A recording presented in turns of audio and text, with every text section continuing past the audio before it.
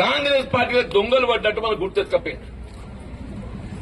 నేను ఎమ్మెల్యే గారు ఏదో చెప్పిండ్రు, నేను బీఆర్ఎస్ పార్టీ కారు గుర్తే అన్నాడు.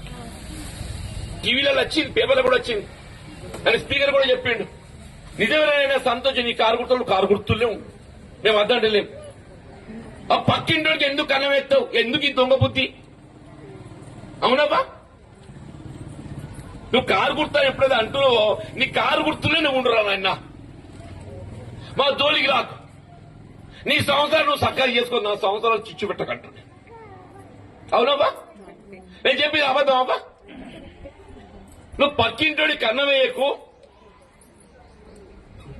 నీ సంవత్సరాలు నువ్వు సక్కగా చేసుకో, నా సంవత్సరాలు చిచ్చు పెట్టకని చెప్పాలి. తప్ప తల్లి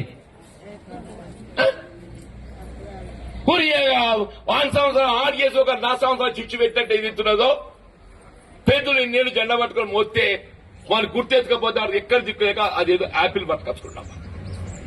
నిజమా?